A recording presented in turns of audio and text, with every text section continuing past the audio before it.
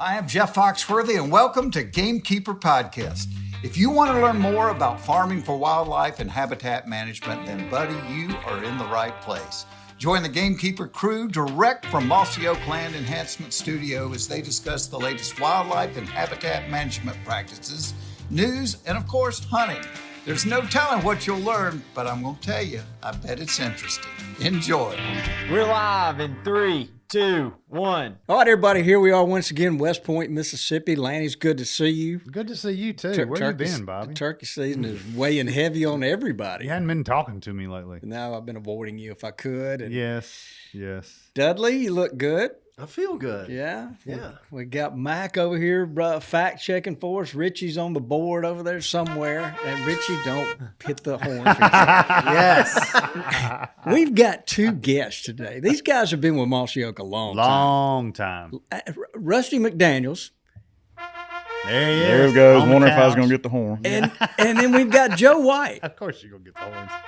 There they are. Also known as Mighty Joe White. Mighty Joe White. Right. How long have you guys worked for Mossy Oak? I'm in my 21st year, so 20 full years this past September. And Mighty, you're more than that.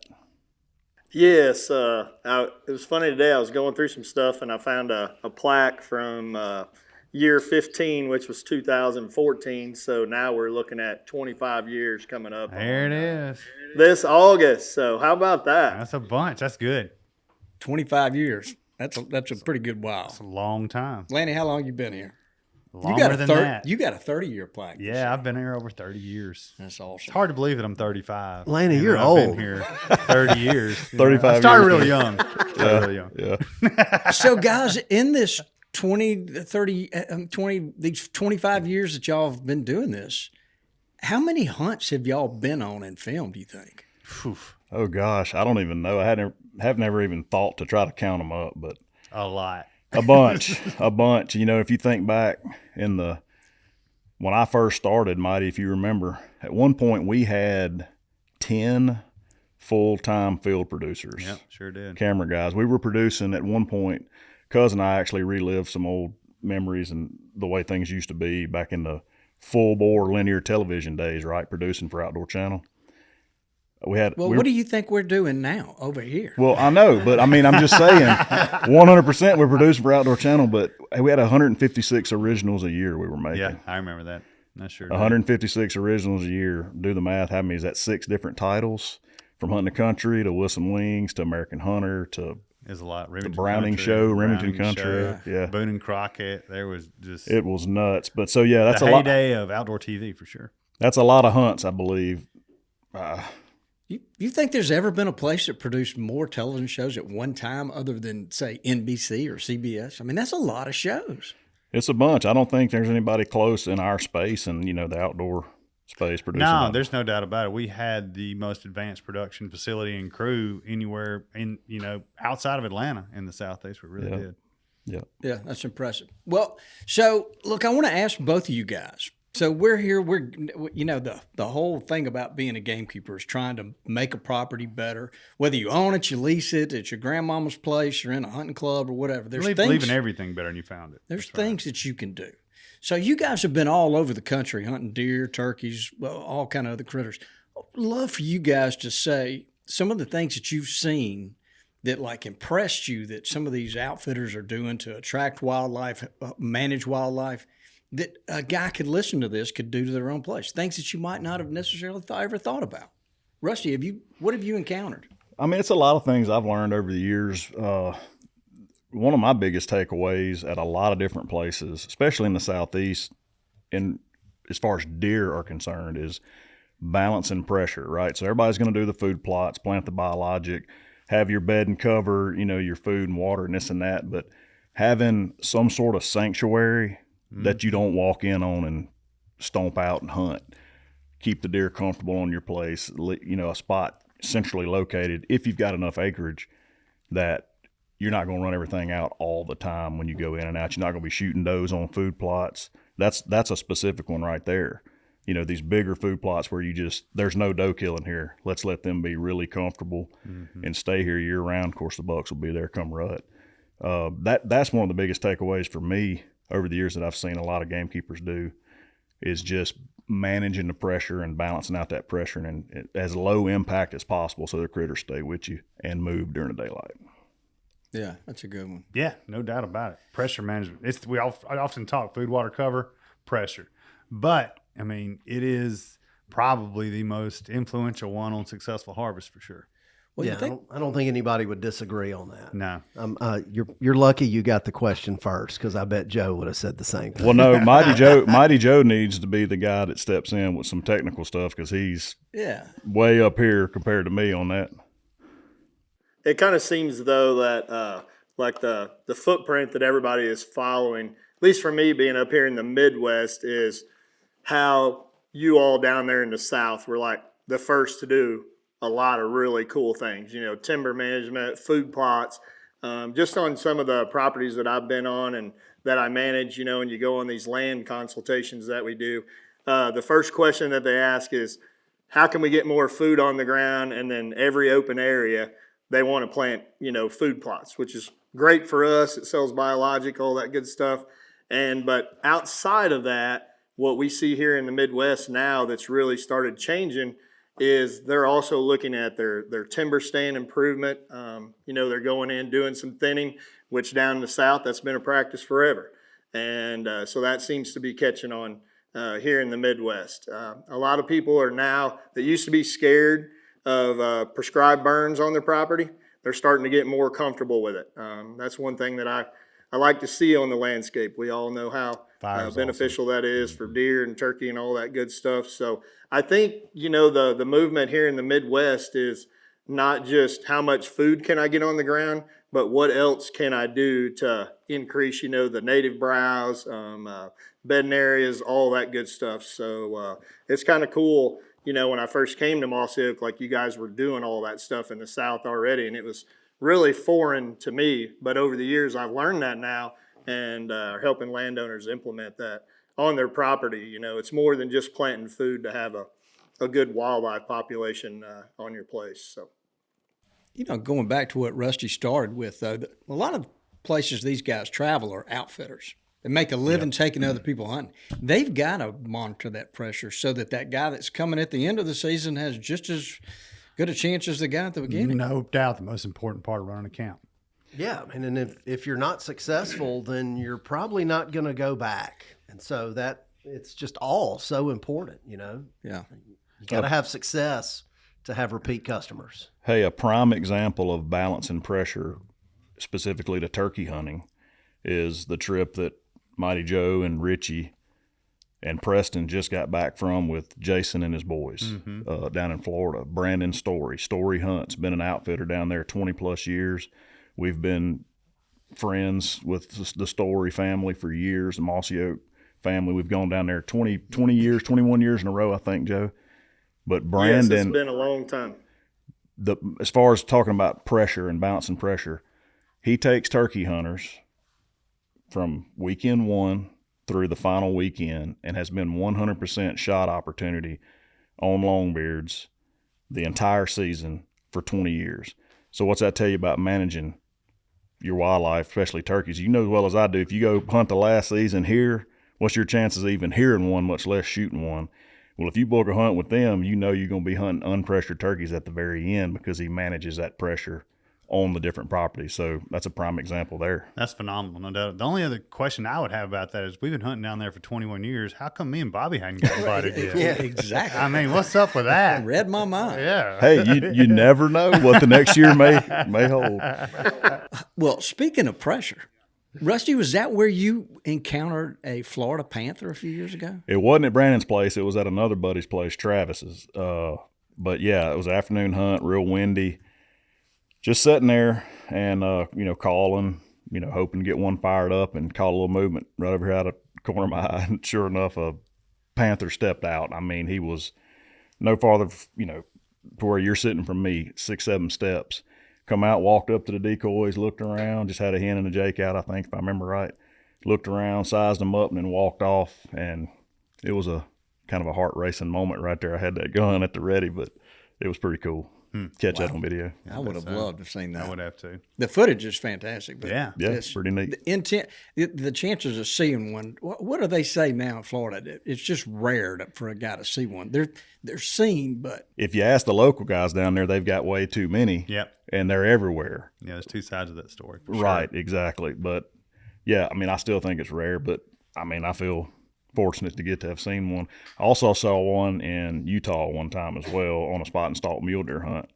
I was filming Chris Paradise, and this panther was following us. He was stalking us for sure. We kept hearing him. We're in these little trails in the, I don't know what you call that vegetation, but we'd seen the mule deer bucks way down yonder. We're trying to work our way along the edge of the ridge or whatever. We'd stop and glass, catch our breath a minute, and hear something. I kept looking back. And like I say, working cattle ranch, so it was kind of a cow trail too. We were trying to take the path of least resistance, not Yeah, make so of much course, noise, yeah. you know. And kept hearing something. And next thing you know, we stopped for another time to catch a breather and try to glass and find the deer again. And I heard, you know, and I turned around and looked, and I said, oh my gosh. And he was right there. He's like 6 steps down in the cat crouch stalk position.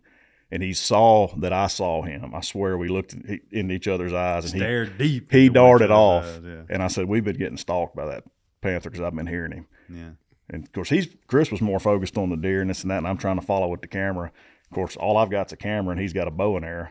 And we knew it didn't spook the deer, so we weren't going to just bail on the hunt. So I reached in my backpack and pulled out my multi-tool and pulled the blade out. That was my defense. Just in case. Oh, Yeah. gosh. He fell out That laughing. way What you you- could cut Chris and run. I said, he said, what you going to do with that? I said, it's better than my fingers. I got a knife blade now at least. You got a bow. I just got to outrun you, Chris. Yeah. oh wow. So yeah, that was a couple encounters. I don't know if Monty's ever had any cat encounters or not. No, not in the wild. I mean, you know, you and I were on the that elk hunt in Colorado, and one of the guides had come out of that particular pasture that morning and come through a gap, and there he found a mule deer doe that was still pretty limber, had a bunch of grass on it, all that good stuff, and they come back, and it was kind of, everybody was talking about it at camp. Well, we actually drew that pasture that afternoon to go in there, and Rusty was filming me on an elk hunt, and I was like, we have to put a trail camera up. So we go in, you know, and just like me and Rusty, we had to film a little segment on it, all this good stuff, and I'd never dreamed in a million years that cat would come back, because we, you know, 2 people putting all that human scent down, hanging the trail camera, talking, all that stuff, and we left. And that evening, I was fortunate enough to shoot an elk,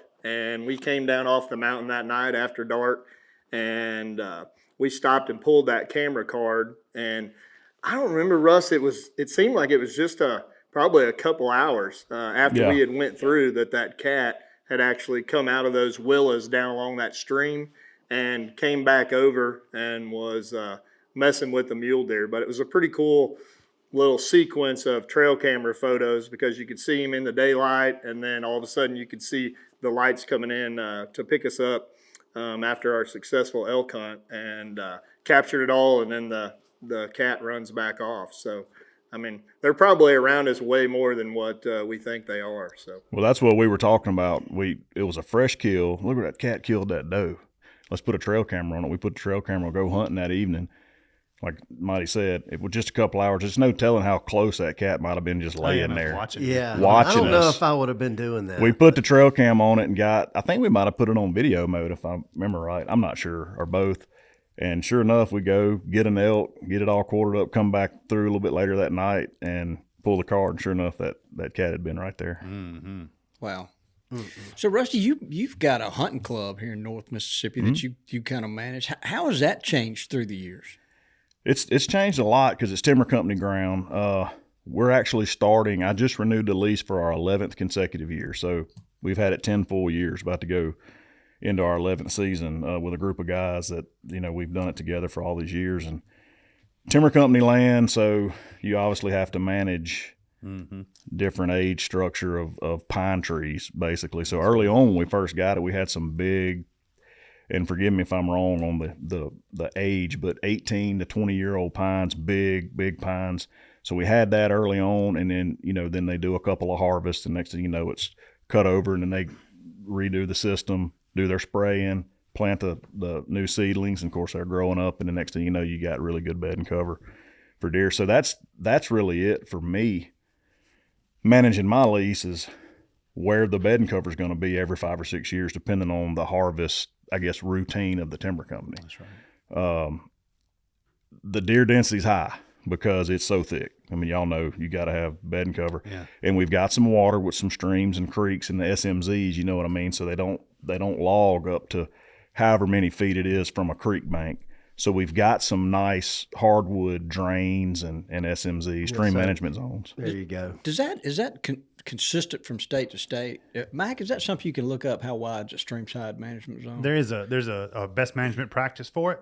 I'm not going to say everybody follows it, but there's definitely a best management practice for the size of a stream side management zone. The examples that y'all are speaking of are probably under standard, I would say. Wouldn't you say, Dudley? Well, a lot of the bigger timber companies, they've got a standard to uphold. Mm-hmm. And so they generally follow the recommended best management practices for that particular state. Mm-hmm. What do you think it is? How wide? I believe it's 30 feet from the inside of a intermittent stream, or That's what it's generally supposed to be. That doesn't seem very wide. 10 yards. Yep, but on either I mean, so side. either side, you got 20-yard strip. Yeah. So it's That's really still- you can it's not always that go much. wider if you want to. Yeah, and I think you see that a lot with private land management. A lot of these institutional timberlands, Yeah. obviously they're growing pine trees for harvest just like any other kind of agricultural crop. So. Well, I'll say the SMZs on our place for the most part are much bigger than what y'all are saying. Yeah, that's good. y'all to are hear. very We've got fortunate. some nice wide ones, and food plots are critical, at our place. Obviously there's a log set, load set, where they set up the loader and load the logs when the skidders pull them in, when the cutters cut them and stuff like that. Of course, when they get out of there, that's a nice open area, and you're allowed to create that into a food plot. So we have a lot of old load sets that we make food plots, and then also we're allowed to plant roadsides. So it's about 1,200 acres, so it's a pretty good little chunk. And we're fortunate to have a good little road system in there because the timber company does such a the good loggers, job. right. They actually will bring gravel in, make the roads where those big trucks can get in and out without tearing everything up and getting muddy. So, I mean, it's a pretty neat deal. It's kind of a cool relationship, between me, the guy, we lease it, and then their practices. So yeah, food plots are critical for attracting deer and taking shots, getting some shots of some deer throughout the course And of the year. it's like a whole podcast in itself, wildlife management on timber company land, because oftentimes your hands are tied on certain management techniques. Usually you can't cut down trees or Right. things like that, because Right. it is a timber company. Sometimes they don't let you burn, which I would like to see changed in the future. But you guys have been very successful doing that. Yeah, absolutely. It goes back to kind of that pressure management that I talked about at the very beginning.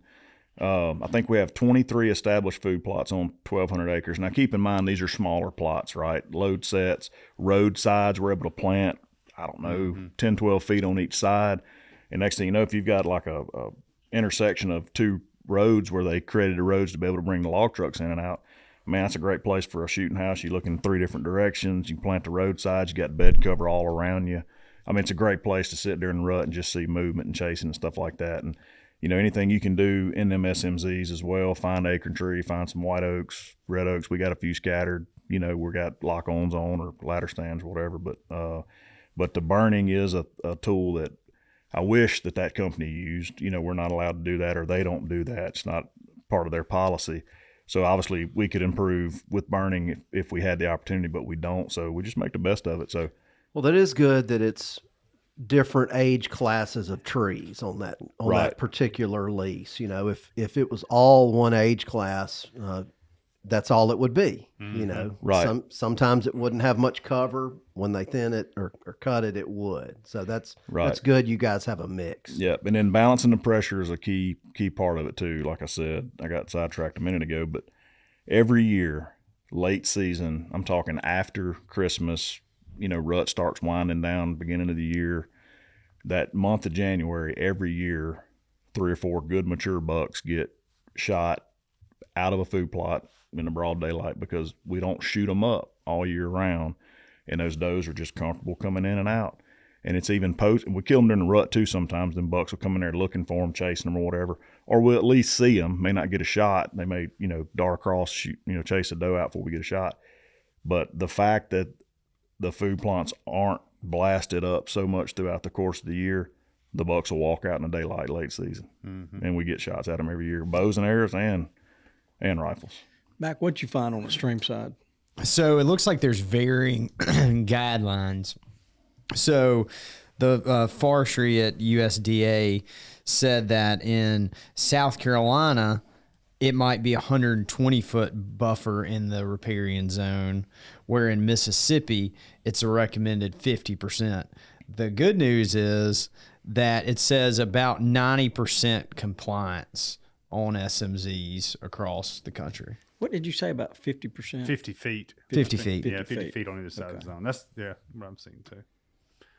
Yeah, I don't think some of the places we hunt, they don't have 50 feet. No, they don't.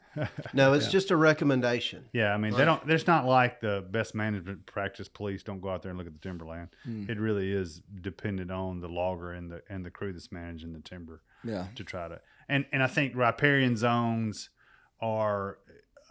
those are more about water quality than anything. So those are different. A riparian zone SMZ I think would be different than an SMZ in another area. Is that correct? It very well could be. Yeah. Yeah. What you just said, Lenny, is spot on. The relationship between the forester and the logging crew that they hire, if that forester don't go in there and flag it properly, they're going to cut all of it. They don't know what or not what to or what not to cut. So for a while there at our lease, I knew the forester real well, and I said, hey, let's go in together and flag this thing out. And we make them wide as you can. Made sure we were wide as we could. He said, wherever I put this flag is where they stopping at. And we were on the same page. So we've been fortunate enough to have some really nice SMZs, and man, you talk about a good place to hunt. Oh yeah. I mean, they just trails going across it and up and down it, thick, especially after a pretty after maybe 4 or 5 years after a cutting. After a clear cut, it's a huge travel corridor. You can't walk through the other stuff in the first place. No doubt. So, Joe, you manage a lot of farms up there in the Midwest, as you refer to it.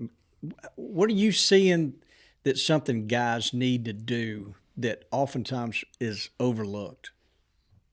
Probably in our neck of the woods, those guys that are managing their land real hardcore, getting the best habitat on there. What I've seen is those particular farms now, it's not like it is in the South down there where you guys, it's multiple properties that are all managing on the same principle. What we have is we may have a guy that's doing all the proper stuff, TSI, food plots, getting some natives on there, doing some burning, and it might only be a 40 or a 60 acre tract of land. And maybe his neighbor's not doing anything. So the recruitment here for more wildlife and deer especially is I'm starting to see a problem with it, because you just have those little pockets of highly managed land. And then what I don't see guys doing, because they're, managing these places, is they're not keeping up with the doe harvest. And so the next thing you know, I mean, a prime example, we have one particular piece of property. It's 640 acres that we're taking care of, around 40 some acres of food plots. And these guys are absentee landowners that have this. So they come in and they're only trophy hunting whitetails. And really that 40 acres is not enough food to keep up with all the mouths that you're trying to feed, because, and I see that as a problem. And I was going to ask you guys, how do people start managing that when you have these little micro farms that are, have everything they need? It's just, so I would think, I try and get guys to shoot more does, because then you're going to get, a better rut, all that good stuff. And most guys up here, like I said, you're sitting on food plots, you're sitting on grain, and you're seeing 25, 30 deer a night. And those big mature bucks, they're just not going to stumble out there, So that's something that we're battling up here. So I try and encourage, thankfully, the Missouri Department of Conservation started an early rifle season for does last year. It was in October, and Nice. everybody was like, "Why in the world are we shooting does in October?" And I really think it was a great idea because then the temperatures were, could be warmer, but it gave a guy, time to get out there and fill his freezer. And then whenever the rut came that Halloween week, November and on, then he could focus on, shooting a trophy whitetail on his place. So that's something that I'm seeing on the farms that we're doing. The guys that do shoot does, maybe they bring their kids in, whatever, I try and get those guys to do that for that purpose because it can get out of hand in a hurry. So. Yeah, it's always a problem here. Step one on any piece of property in the South down here is Absolutely. get your does in check for sure. Yeah. We often ask people, do you like to shoot does early or do you shoot them late? And I think what we've learned through all the years of doing this is that just shoot them when you can. Right. And, Right. And with as little pressure as possible, to your point. Right. We kind of flip-flopped this year on some stuff just to see, but we started this year, we shot early instead of late. We typically here, as we've always done, wait till that last, we call it, the old meat week yeah. time.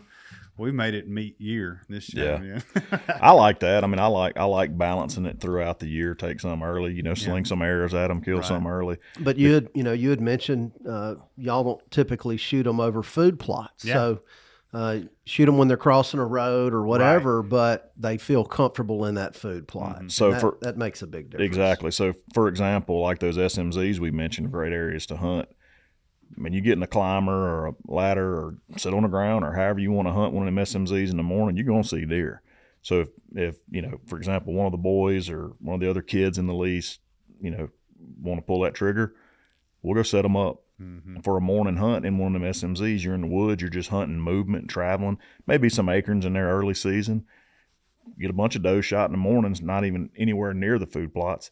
And then some of the boys that are shooting bows now, or some of the younger ones that are shooting crossbows, then we'll get on those food plots with them bows. Zip an arrow through a doe, nobody knows. He's in there, get her out. You haven't done any damage. You don't have that shot going off, in my opinion.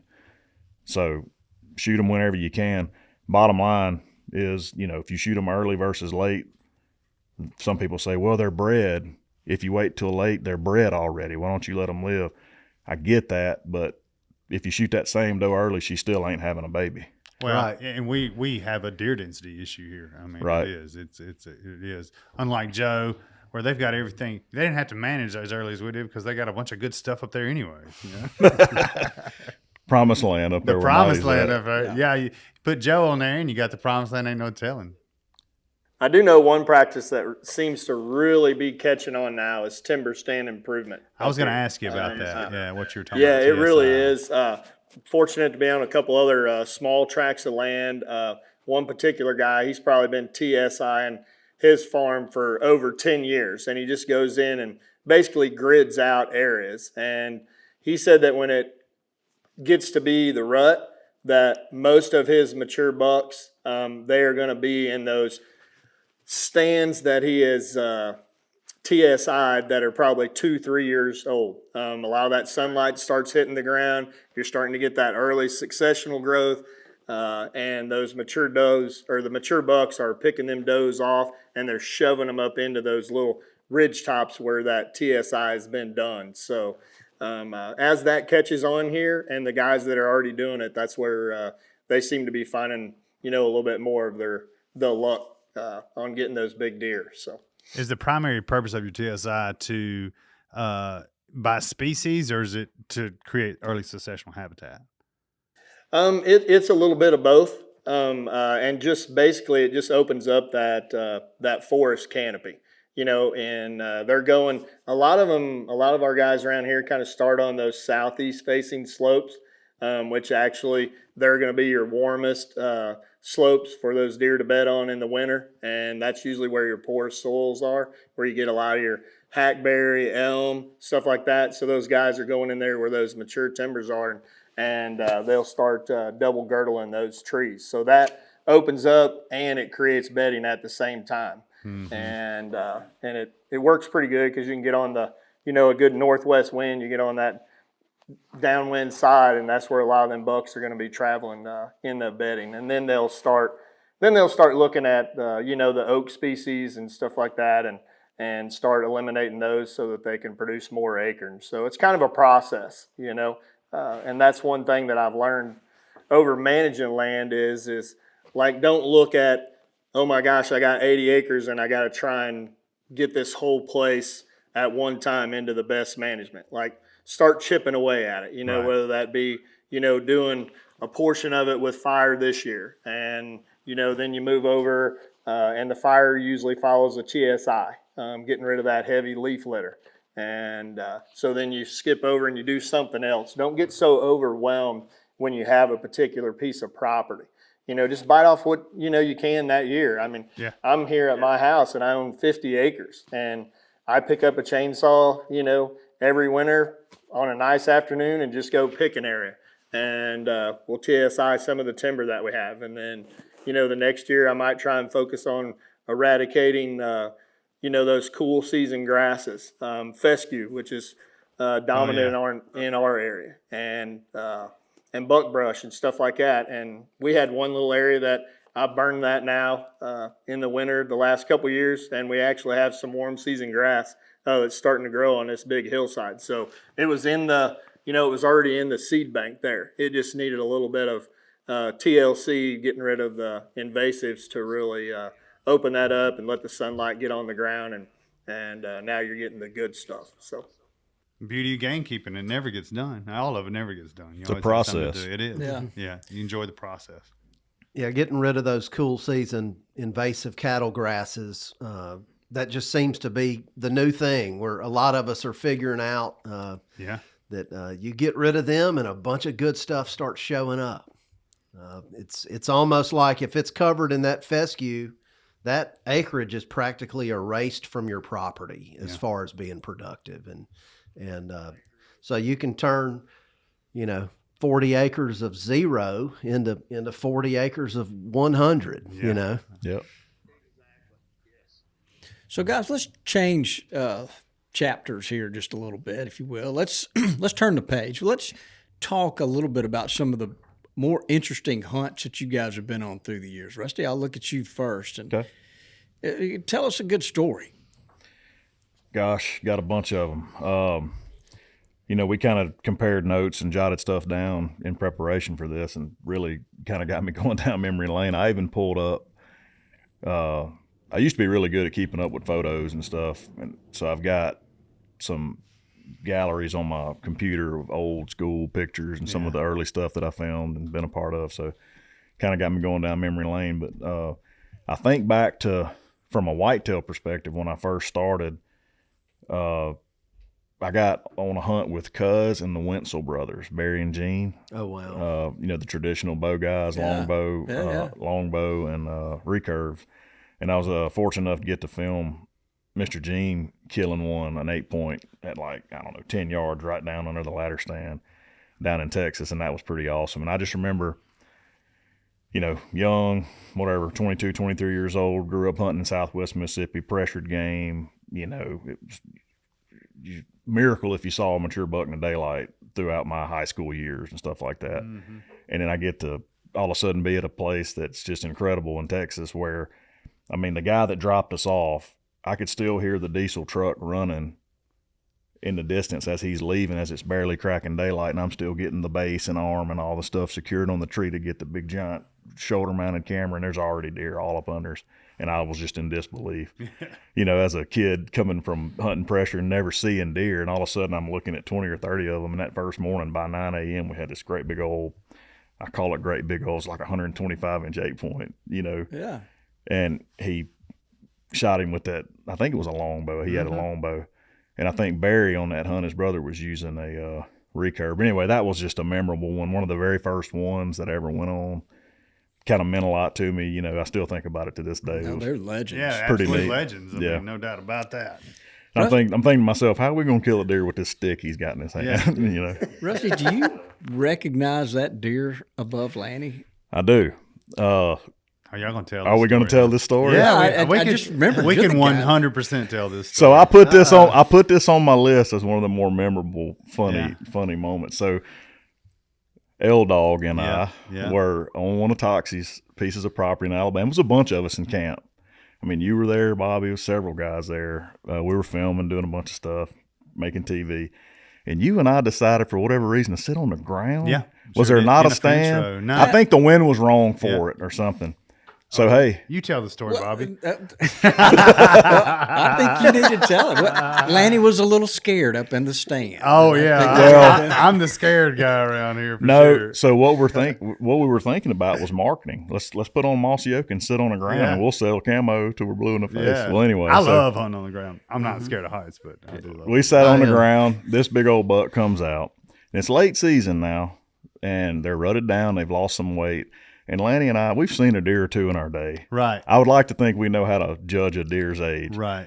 But we were a little torn. He and I both were leaning towards, I mean, I know he's got a good rack and all. We were told not to kill A certain deer. A certain deer, yeah. That's Yeah, exactly another right. 8-point that was just 3. Yeah, do not shoot the big 8. Oh, so y'all had to decide whether this was We're literally on the phone with Neil. Yeah. I'm videoing the viewfinder. This deer's been out there who knows how long with those. He's feeding. He's calm. We got a little light left. We're chilling. And we're like, Lenny's like, I think that deer's mature, but he's mighty small on the back end. And I'm like, I agree with you. I don't know. Let's ask Neil.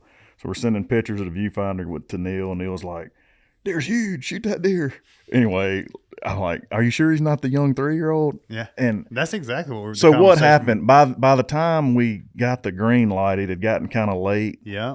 Did you shoot at him or? I never loaded the gun. That's right. Dry fired. Click. Yeah. Completely dry fired on him. And this deer's at 70 yards at the most. At the most. So we click on him and we're like, oh my God, what happened?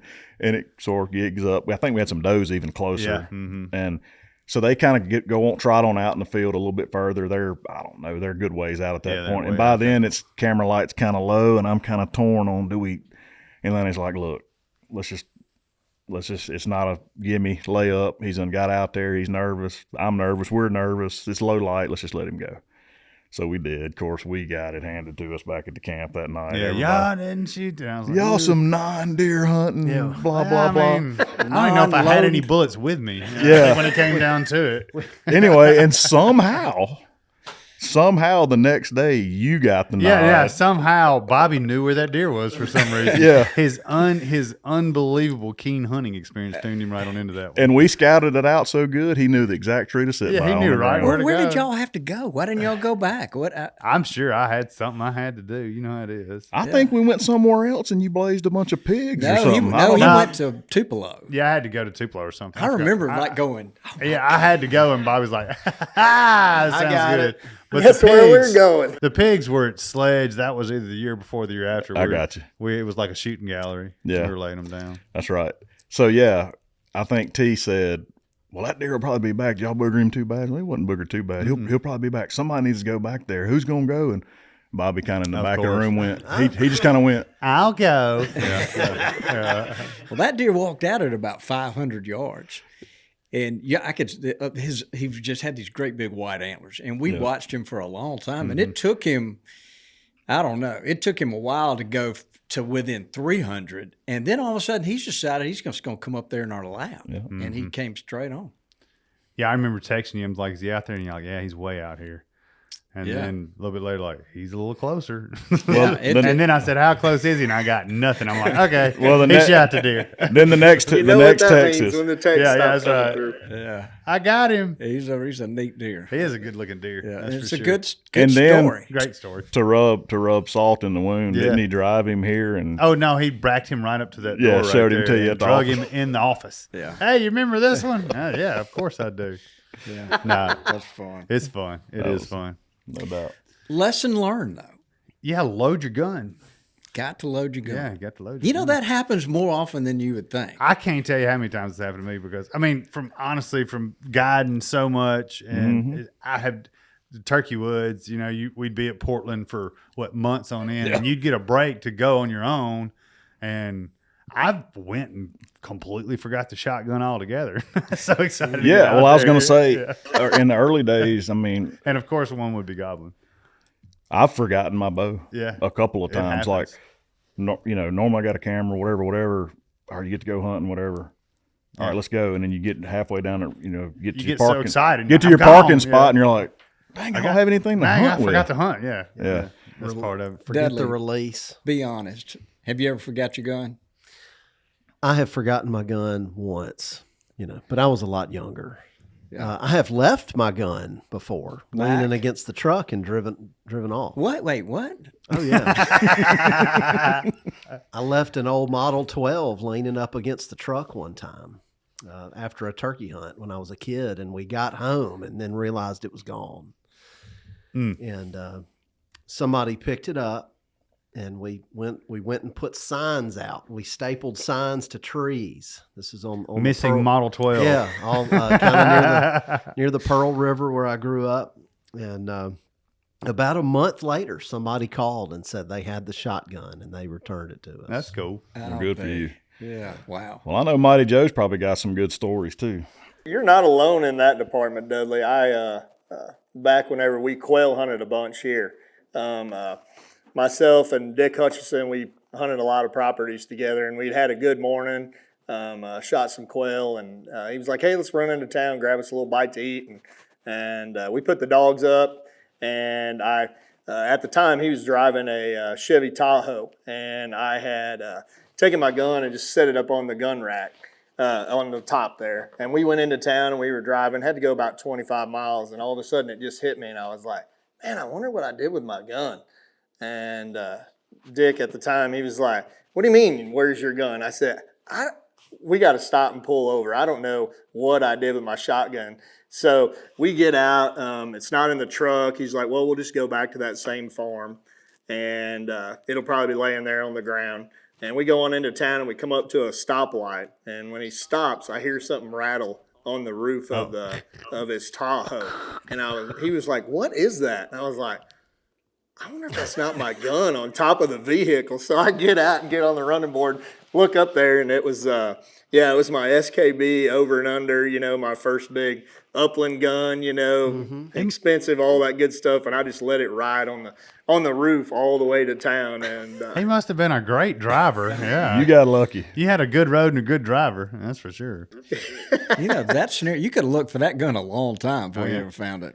Oh, there's all kind of stories of folks missing. We got even a buddy that lost a boat. Oh yeah, Riley. Our old Riley Payne. Lost a boat. The whole boat. Remember that, Mac? I think boat? he showed up at the ramp and his boat wasn't attached to he the left trailer. here to go duck under the Delta, got there, and he didn't have a boat.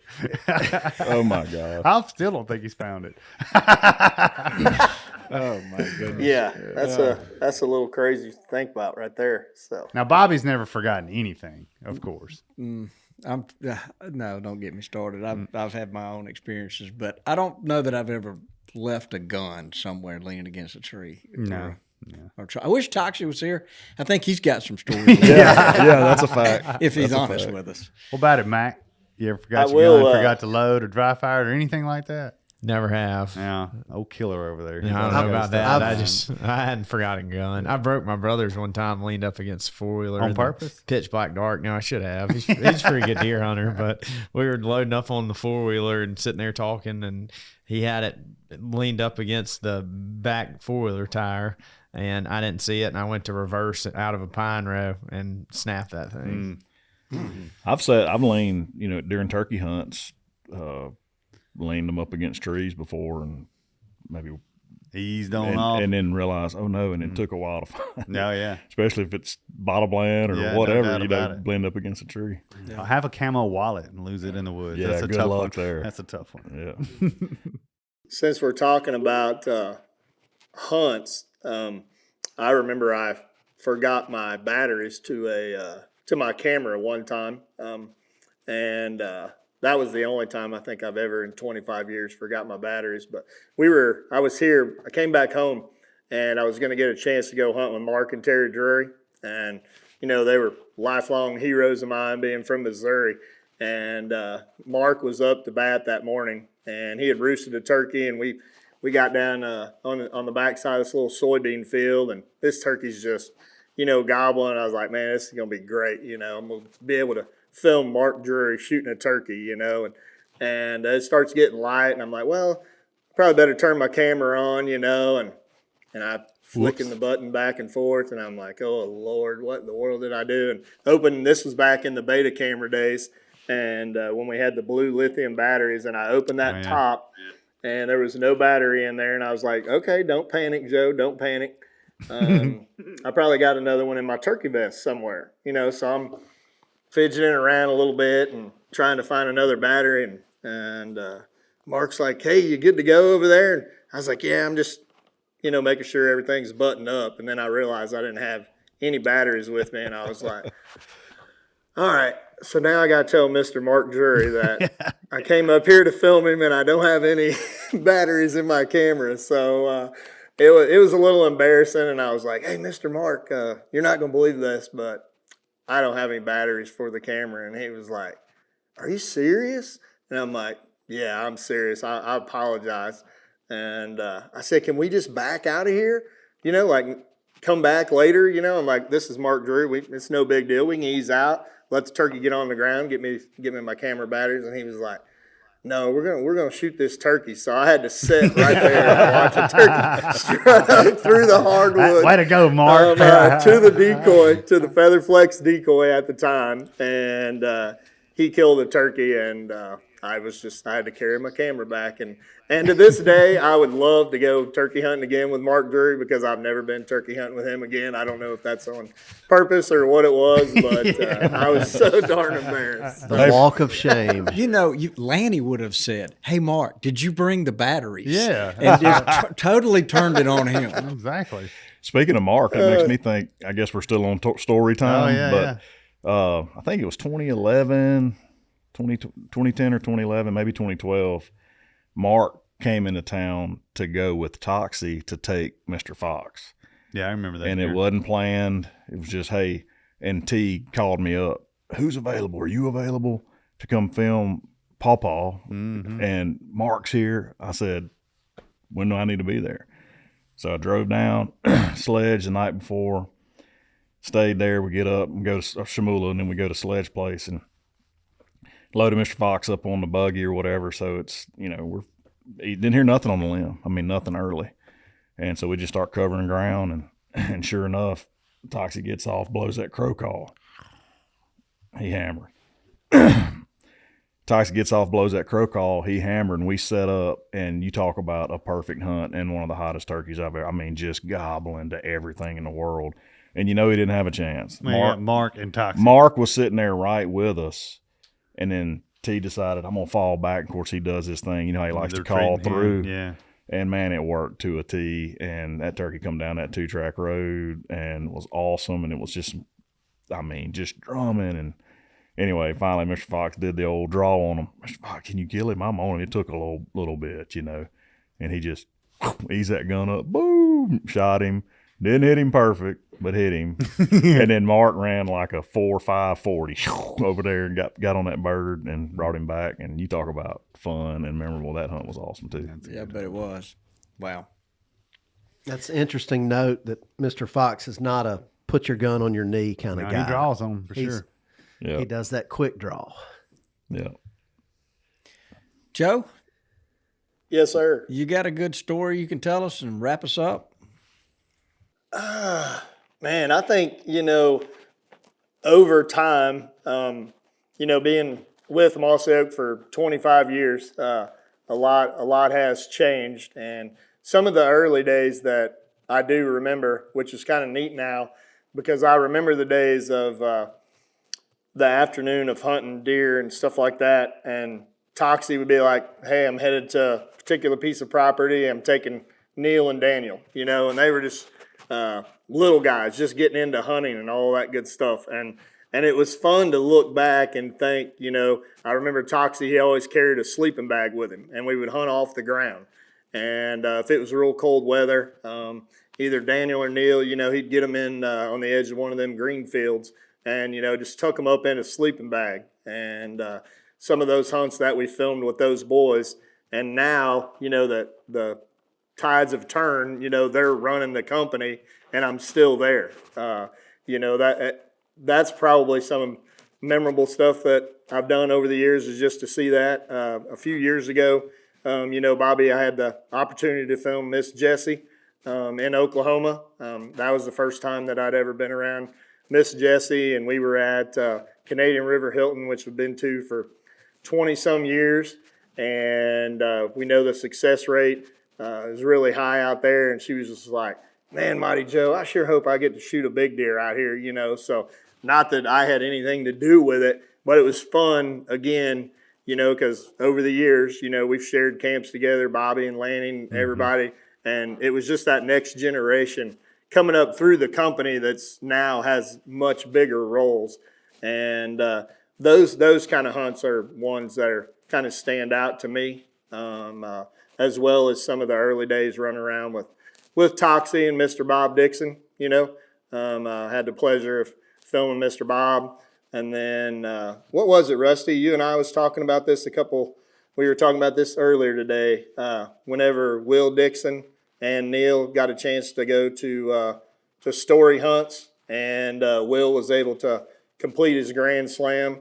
That was a pretty cool little bow tie, you know, to put on a really, really cool story, to have Neil there with Will to complete his Grand Slam, because Will was one of those two that we got to see, you know, at Lee Haven. Oh, yeah. Lanny, you remember that? Yeah. Their trailer was right down the road, the old Lee Haven days, and seeing Will running around, you know, as a little guy. Now he's completing his Grand Slam, and then actually getting to work on that entire project.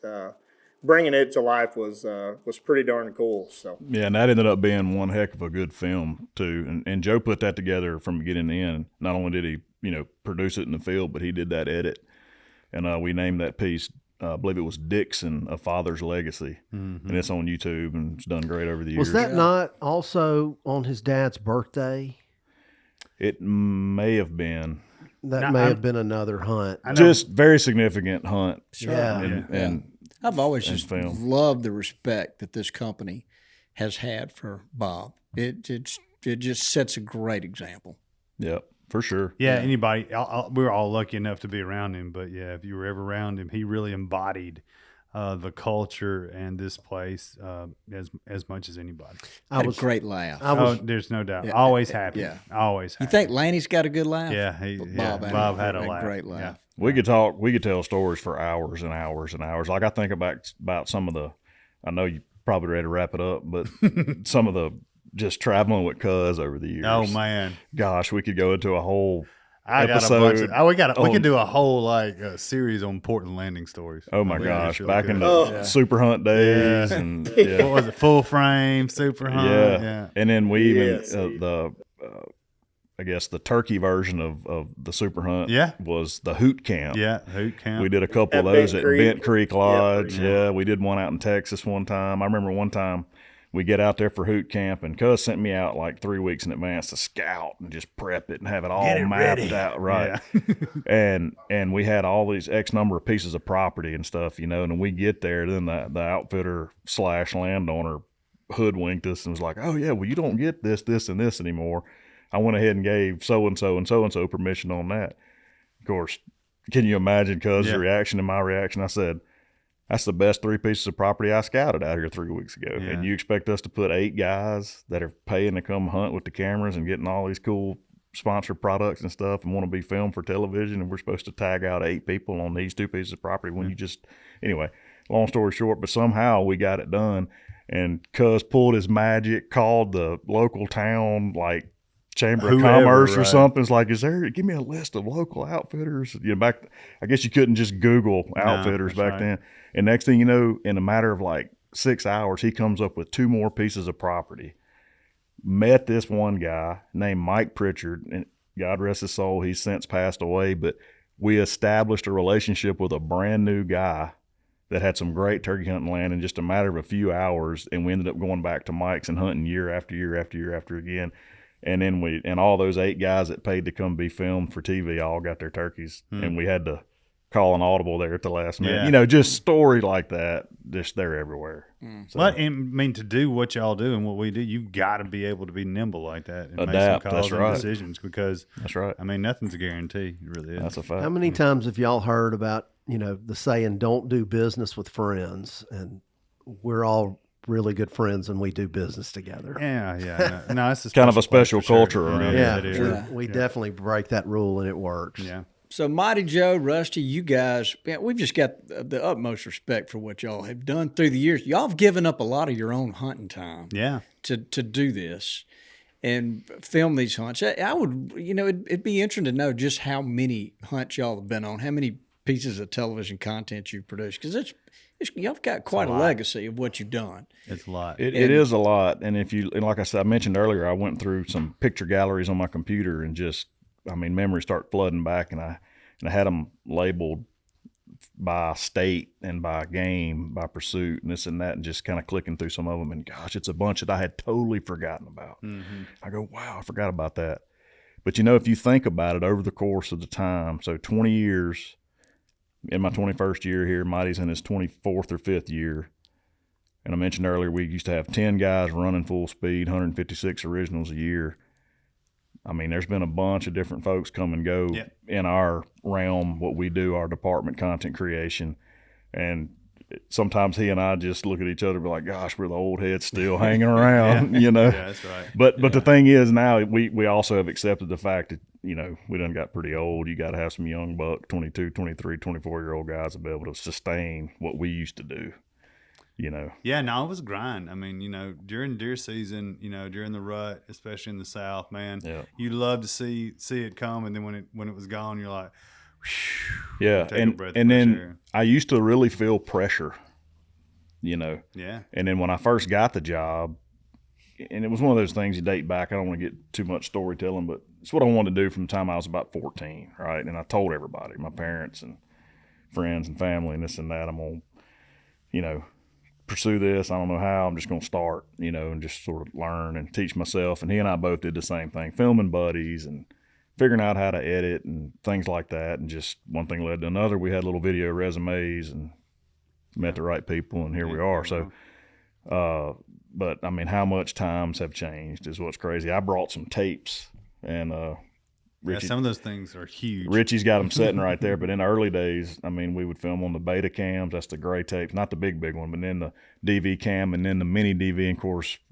tapeless now on the cards, and stuff like that. Has been for several years. But we used to have to copy an episode on those big beta tapes and put them in the mail and mail them to the network.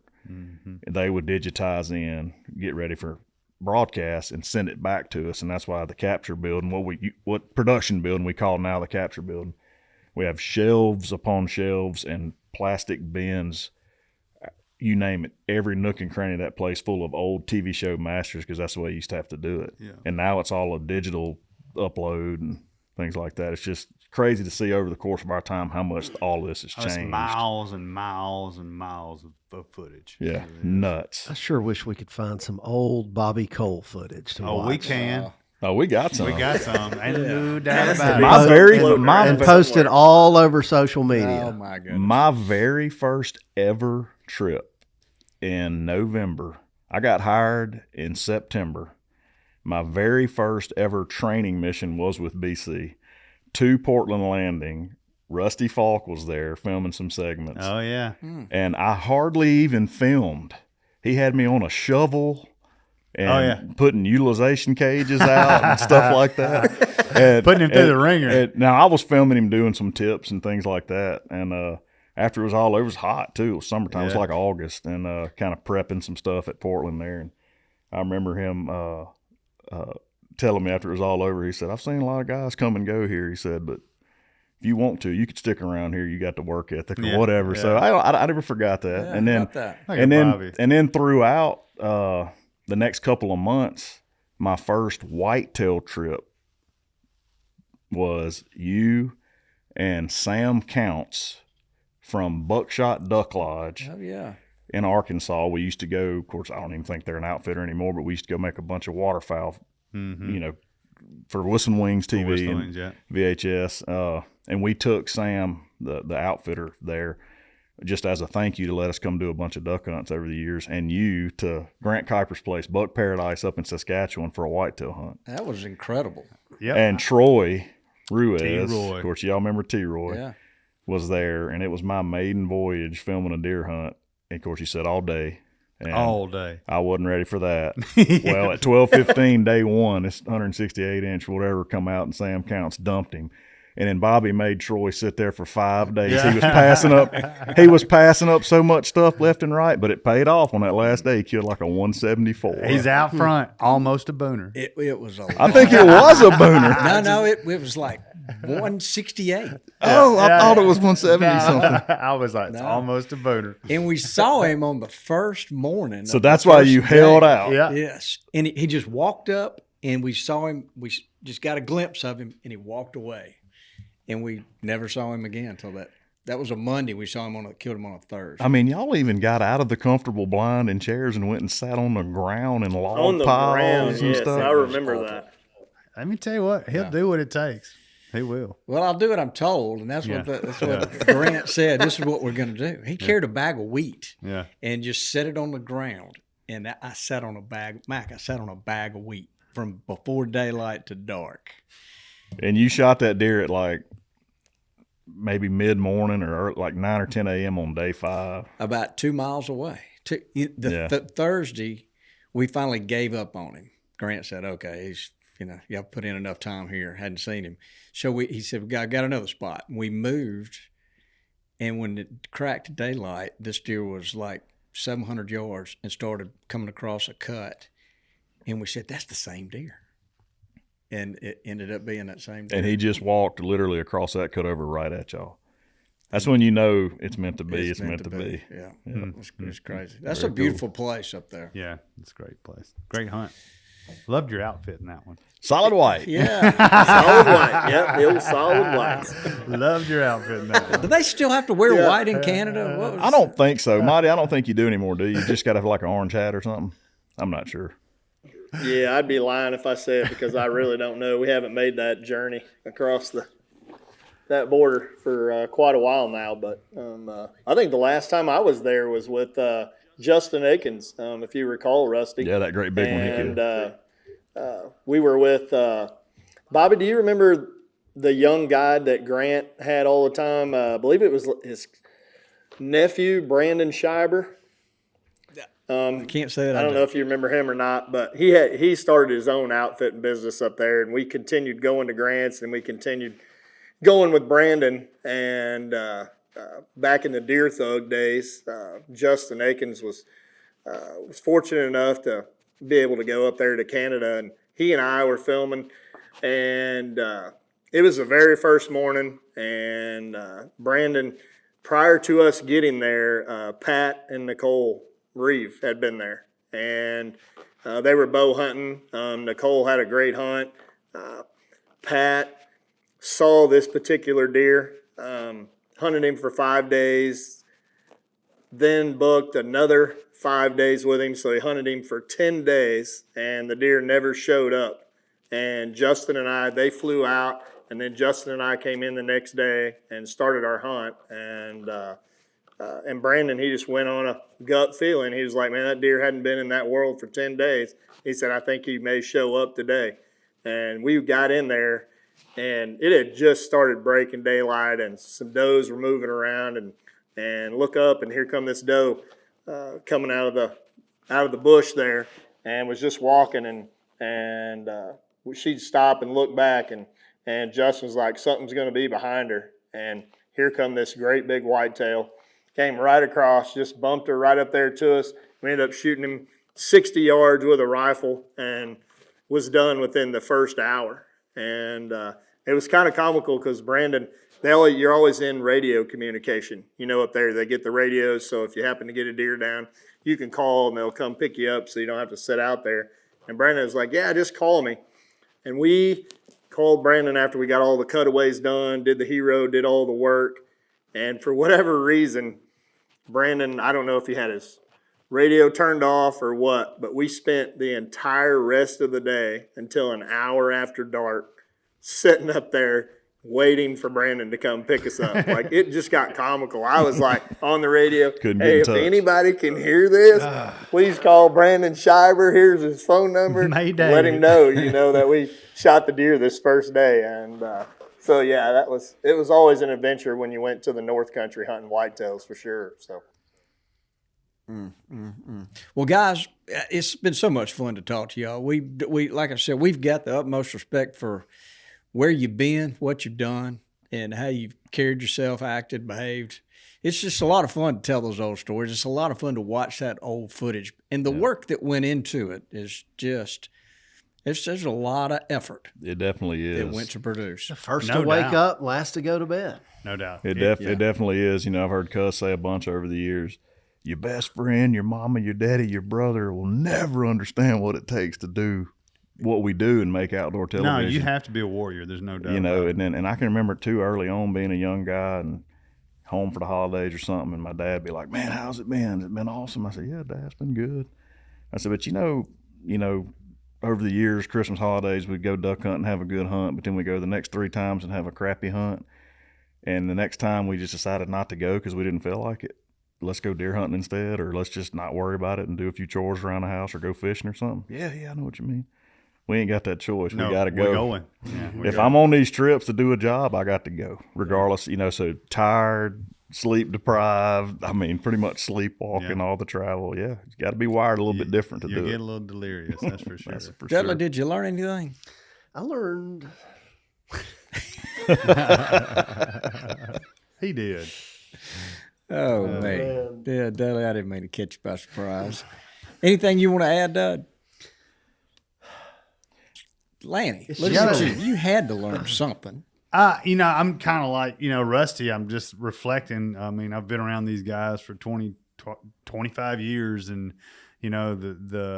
I can honestly say, there's never been a day that I dreaded going to work, and it's because of working with these guys and y'all and this whole place. It's just it really is a blessing. So it kind of took me back there, not to get, too sappy on you, but it's a cool thing. Well, it's true. It's special. Special place. Tell you what I've learned. Richie, you got it really easy. No doubt about it. Yeah, just really easy. What are you talking about? Really easy. Yeah, Richie. yeah. Yeah, dude. It's easier than it was. No, I'll put it that way. I haven't been in the game as long as they have, but I've been in the game a while too. Yeah, you got this indoor studio that you work out of and produce out of. Yeah, Richie's got game. yeah. Richie's a warrior too. I mean, There's these no doubt guys about have seen, these prime properties, and they've just been able to learn so much by doing, but also just the fact that they've visited so many different places. Yeah, and they're ambassadors for us. So whenever they went anywhere, all over the country, they're carrying the Mossy Oak brand and the banner of what we represent everywhere, and they've done a really good job. And that's something I've always taken personal. I that's mean, right. in the early days, Toxie trained us on that. Yeah, he'll put it on you now. And Cuz too, it's like if y'all don't do anything, if you mess up everything you do with that camera, if you double punch the record button or record over your footage or lose this or that, you always act right and represent the brand, and the people that make up this brand is number one. And that's the way over the years, all the different field producers that I've hired, that I say but as their manager, we've hired. That's one of the main things you tell them in the interview process right now. If you can't prove to me that you're going to know how to act, number one, and represent not only yourself, but this company, business, it ain't going to work, and then some of them have moved on and for various reasons, but there's been a couple that have moved on because they got moved on because they didn't know how to act. Yeah. You know what I mean? So I know exactly what you mean. I mean, again, I know we need, Bobby, you've been trying to wrap this up for 30 minutes, but it's something I don't take for granted. I know how blessed I am. Joe, we've had this conversation. Joe sent me a text this long earlier today, just reflecting, because again, looking through those pictures and talking and preparing for this, it just had us go down memory lane. And Sure. gosh, the time has just flown It by. really has. That's the only bad thing about working here is time speeds up. But it's special, and we don't realize how lucky we are, and it just, when you got so many people across this enterprise, all these different routes and brands, you got everything we got going from Gamekeeper to Native Nursery, Biologic to just, the marketing department to properties, you name it. There's people scattered across all the different enterprises that have put a bunch of years in here, and that tells you something. Yeah. Yeah. So if you guys, think back when you first started filming hunters and you were meeting people for the first time, do y'all see people hunting for different reasons today than they did back 20 years ago? Has it changed from antlers to meat? Is there something that's slowly changed? I think a lot of it is the same, but there is more of a focus on the overall experience, whether the tag is filled or not nowadays versus than back in the day.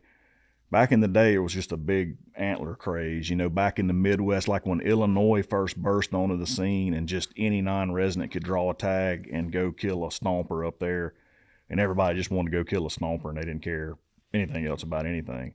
And I think that's one of the things about our brand, the Mossy Oak brand, that's been so important for us to portray with everything we do with content, is that it's not just about the limits. It's not just about the antler inches. It's not just about, you know, killing the most or whatever. It's about the overall experience, the process that gets you to that point, the work you put into it.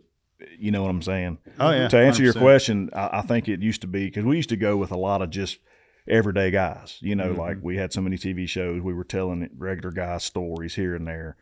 And I say guys and gals, you know, whether it be father, daughter, you know, father, son, mother, daughter, whatever. But everybody just wanted to kill the big one. Seemed like, Mighty, would you agree with that early on? Seemed like everybody wanted to kill the big one. I would. And where I see the biggest change now going to a lot of these camps is it's the people, really. You know, not only for me, whenever we get to go and visit these places that we've been to for 15, 20 years, you know, they've become family. But now when you go to a lodge, whether you're hunting turkeys or you're hunting deer, waterfowl, what it is, it's going to be a father. It's going to be 2 or 3 fathers, and it's going to be 2 or 3 sons, you know, or it's going to be 4 or 5 guys from work. It seems to be a big change. Like there's the camp camaraderie and everybody coming back and sharing those stories and going hunting as a group now, whether it be family or just friends.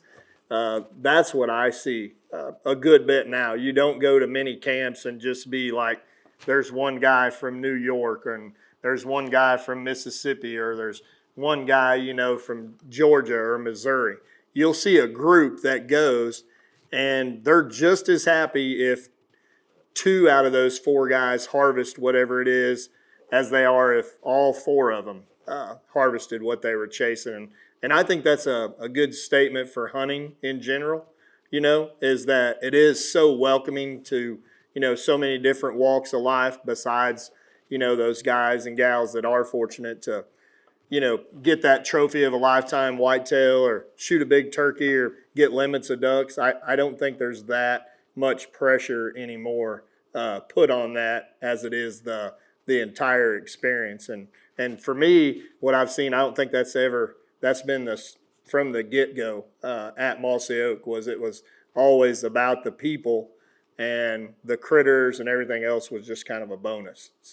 And taking care of the resource and making sure we got them for the future. I mean, when I first became a father, it changed. I mean, about face for me. It's like I used to want to kill as much as the next guy and as many as the next guy. But as soon as I became a father, especially of all 3 of them, when we, you know, completed our family, it's like, I don't care if I ever pull a trigger at my place around here ever again. I want to have critters for them to hunt and teach them and show them. And that's the way it's been. That lease you asked me about earlier, and I mentioned we're starting year 11.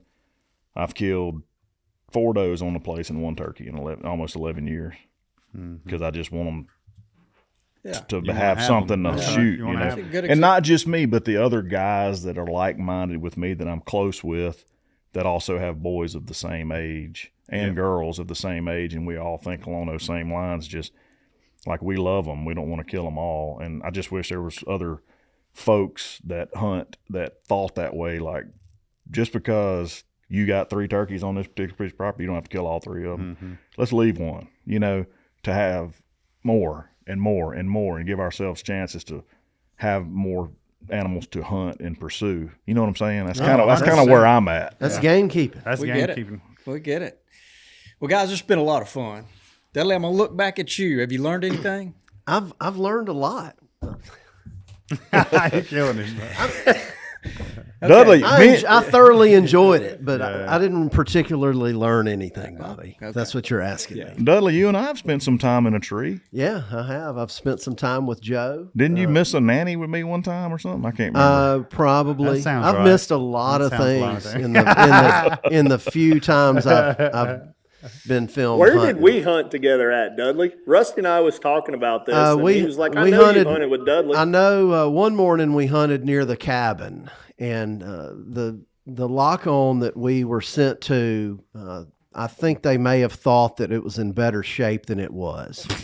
Been down that road before. Yeah, just a few times. So Really? somehow No seat. Are you saying you're picky? Well, this day and age, I would just say I think I'll hunt on the ground instead of hunt from that. But we decided to take a leap of faith and hunt from that stand, and I shot a pig. So There you go, Marty.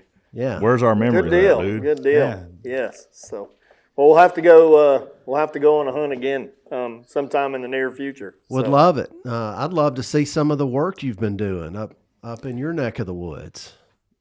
I got to mention this. I'm sorry, Bobby, but some of the most awesome footage that anybody's ever gotten for us, and is when Mighty Joe and AD Austin Delano went north of the border to Alberta on that black bear hunt, and that black bear brawl. Do y'all remember that footage Yes. from the ground Gnarly, level? man. Yeah. Holy cow! And Mighty Joe was like literally scared, and Austin were both scared. Like If this we is, die, at least they're going to get the this is tape. getting real. This is getting real. Remember, Mighty? I mean, you can tell that story real quick if you want, but that was some awesome yeah, footage. it got intense really, really quick. We had went in there that particular area the day before, and there was some big bears that we were concentrating, and it was the bear rut was happening at that time, and we had hunted from a tree stand, and I told Austin, I was like, man, let's just make us a little ground blind, pull up some brush, let the camo work, and let's try and shoot one off the ground, and that's what we did, and it was getting late, and we had seen a couple of smaller bears, and then this big boar come up over the ridge and was coming down through there, and we were filming him and knew that he was a shooter at that point, and then all of a sudden here come one from the side, and they started doing their vocalization, and the next thing I knew, it was two 350, 400-pound bears, and they were on their back feet fighting, for all the rights, and the next thing I know, they kept coming back closer and closer, and I think at one time they were probably 6-8 feet, and when the battle stopped, and the one bear, he had a slash across his face and his nose, and he had whirled and went back around, and the other one went out there and stopped around 35 yards, I believe it was, and Austin made a great shot, and killed the bear. But then the pickup wasn't for an hour after dark, and after Austin turned to me and he was like, "What just happened?" I was speechless because I was wanting to make sure that I had captured all this, and he was nervous because we had a wounded bear and a dead bear out there already. And it was pretty cool to be with AD on that and to have that experience, because most of the bear hunts over the years have been they haven't been in as intense as that one was. No. They got so close to you, weren't y'all wiping slobber off your camera lens and stuff like that? It was they were way too close for comfort, I can tell you that. So Good stuff. Well, guys, we appreciate y'all being here. Appreciate what y'all done through the years. Appreciate y'all asking us to be on. Yeah, man. we want to do this again. This is worthy of multiple episodes. So I like going down memory lane. And hopefully entertaining episodes for folks that tune in. yeah. That's right. Well, I think it's cool where the gamekeeping world is going. There's so many people across the country now that are becoming gamekeepers, even ones that's been doing it for a really long time. A lot of the guests that you all have had on the podcast, it seems like every week I'm sharing another podcast from the Gamekeepers, with a bunch of my friends on Facebook and social media, wherever else, and telling them about it. Go check it out, and you're seeing it growing with popularity. So hats off for you guys, just really grabbing that bull by the horn and making it happen, because I think that's the next big wave for hunters is learning about the times that's ahead of us and the new ways that we can manage and have more game and protect the land and take care of it. So nice work over there, Mossy Oak gamekeeping crew. So Thank you, Joe. wow. Couldn't do it without Absolutely, you. absolutely. Yeah, I don't think we could say it better. We appreciate that, Joe. Yeah, we sure do. Well, Have you learned anything, Dudley? I have learned that my videographer buddies are incredible habitat managers. There you go. And they have learned a lot along the way and learned by doing. And, you know, if I want to be successful on a hunt, I'm going to take one of them with me because they're going to help me out a lot. There you go. yeah, Thanks, Dud. he has And when been you paying and when you attention. forget your headlamp, they've got one. That's right. There you go. They always got batteries. Usually, ain't that right, Joe? yeah, yeah. I carry plenty now. Yeah. Yeah, that's a lot of fun. Well, I tell you what, my daughter had a great time with you. But I remember all those texts well that she was sending, and when she was sitting with you, I knew she was in good hands. So. And to see her Yeah, that reaction was- and how excited she got, and that's another reason we do what we do, man. It makes it so satisfying. She was just so excited when she got back to camp with that deer, and Mighty Joe told that story. It was awesome. So Yeah, Yeah, I think the GoPro had died in the blind, but she had a grip on my arm, and I'm trying to run the camera, and she was like, "I'm sorry, I just gotta grab a hold of something." Like she was so nervous and she was shaking, and I was like, "Okay, I'll hang with you." You know, she was making me nervous through the whole process, and I think that's something that's actually kind of cool as you live through the hunter. Sometimes with their level of excitement, and because on occasions you can get caught up in running the camera, you know, and not really be in the moment. So it's nice whenever you can get back to the good stuff. So Yeah, that'd be a good title for this episode, In the Moment, because that's what happens. that's Write right. that down. Enjoyed it, fellas. Thank y'all. Yeah. Thanks for being here. Thank y'all for being here. Won't you say goodbye, Dudley? Goodbye, Dudley. Get us out of here, Richie. Thanks for tuning in to this week's episode of the Gamekeeper Podcast, and be sure to tune in again. Subscribe to Gamekeeper Farming for Wildlife magazine, and don't miss the Mossy Oak Properties Fistful of Dirt podcast with my good buddy, Ronnie Cuz Strickland.